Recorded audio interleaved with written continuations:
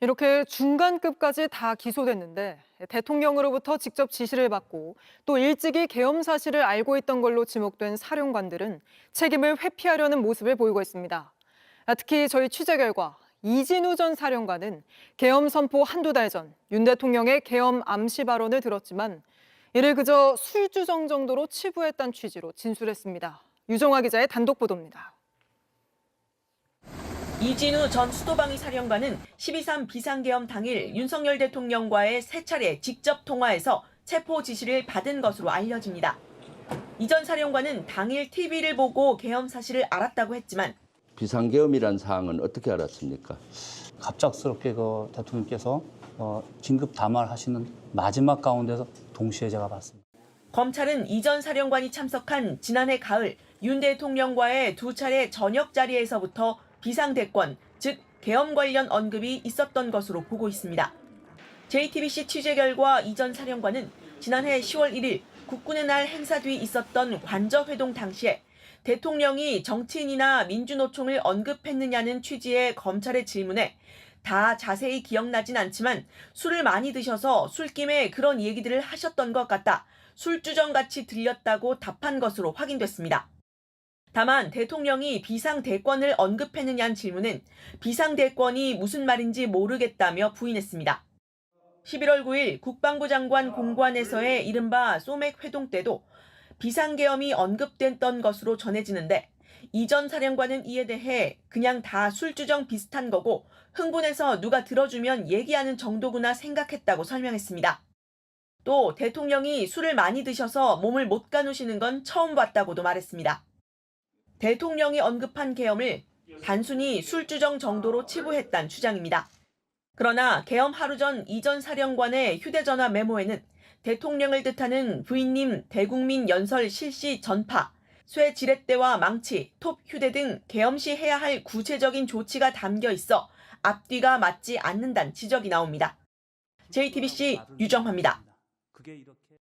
윤석열 대통령 측은 오늘도 12.3 계엄령은 계몽령이라고 주장했습니다. 국민만 일깨우고 계엄을 짧게 끝내려 했다는 건데 여인영 전 사령관의 진술은 다릅니다. 지난해 11월 윤 대통령이 에이펙으로 출국을 앞둔 상황에서 비상대권을 써서 나라를 정상화시키면 주요 우방국들도 지지할 거라고 말했다는 겁니다. 먼저 유정화 기자의 단독 보도입니다. 에이펙 정상회의 참석차 출국을 닷새 앞둔 지난해 11월 9일 윤석열 대통령이 김용현 전 국방장관과 여인형, 곽종근, 이진우 전 사령관과의 저녁 자리에 합류해 계엄 실행에 대한 강한 의지를 드러낸 것으로 JTBC 취재 결과 파악됐습니다. 윤 대통령은 에이펙 순방을 다녀올 것이라면서 비상대권이라도 써서 나라를 정상화시키면 주요 우방국들도 지지할 것이라고 했다는 게 여인형 전 방첩 사령관의 검찰 진술입니다.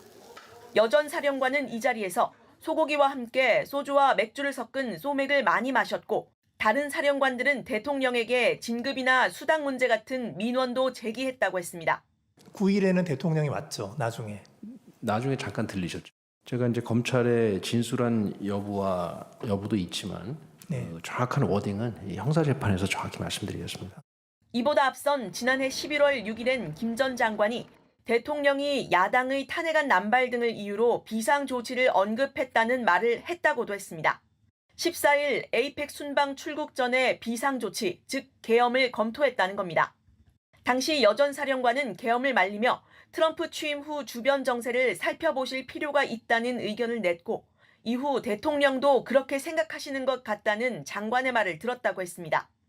하지만 다음 날 대국민 담화에서 윤 대통령은 야당에 대한 강한 불만을 표출했고 이런 거를 막 남발하고 특검법을 국회에 오지 말라는 얘기다. 이거는 저도 예의를 지키고 야당도 예의를 지키고 이래야 되는 거지. 결국 약 한 달 뒤 윤 대통령은 비상계엄을 선포했습니다. JTBC 유정화입니다. 내란 사태의 핵심 피의자 이진우 전 수방사령관의 휴대전화를 검찰이 복원했습니다. 여기서 어떤 것들이 나왔는지 JTBC가 취재한 내용 하나씩 전해드리겠습니다.